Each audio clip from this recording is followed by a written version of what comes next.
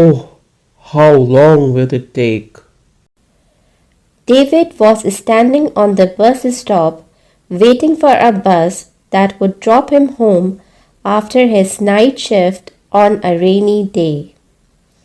He sighed and heavily sat on the bench behind him. He closed his eyes. Look, David, I have given you enough time. I want the work done by tomorrow. If you don't, then I will be forced to suspend you or even expel you. You don't want me to do that, do you? A voice echoed in his ears.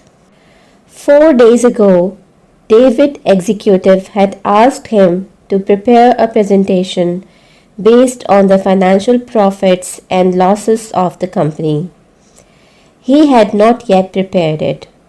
4 days ago, he thought it was a piece of cake, and now he felt that his job was at stake. He sat peacefully with his eyes closed, recalling his childhood days when he complained to his mother that he hated school and wished to play outside. He drifted off in his memories and didn't realize when he fell asleep. David dreamt of his parents who had passed away last year. They had lived in his heart and dreams, and they often spoke to him in his dreams. They often said that he was a good boy, just like they did when they lived. But this time they were crying. David asked, Papa, what's the matter? but his papa and mama kept crying. He ran towards them, but they only went farther away. He stopped and looked behind. David woke up in terror. His eyes were wide open. He stretched his hands and looked at the time. It showed 23:59. He sat upright in horror, shivering in the cold winds of the rainy night. He had seen a dream of something he never imagined of. It was a faint image, but it had sent chills down his spine. David tried to recollect the image. As he was doing so, a voice caught his attention. It was a whisper. I want your soul. Far off on the other side of the road, David saw the faint image again.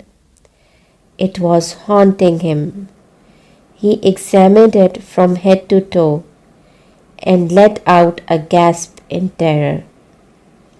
A shadow with long hairs hanging down its shoulders and dressed in grey ragged clothes. He could see blood dripping from the fingers. He wished to run away or scream out loud, but he was paralyzed by the view. Then what happened, no one knew.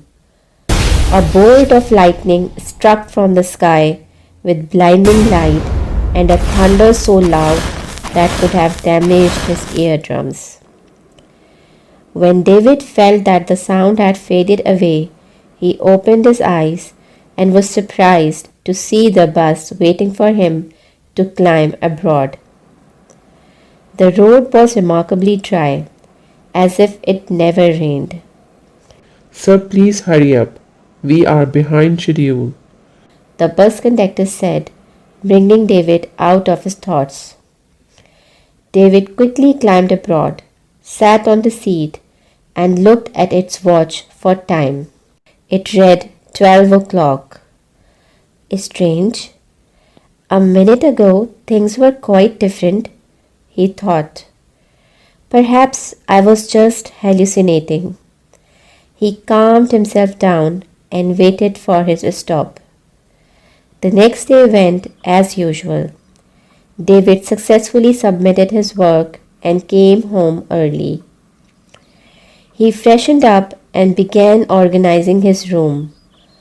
All the riffraff and old newspapers were to be thrown out. As he took out all the newspapers, an article caught his attention.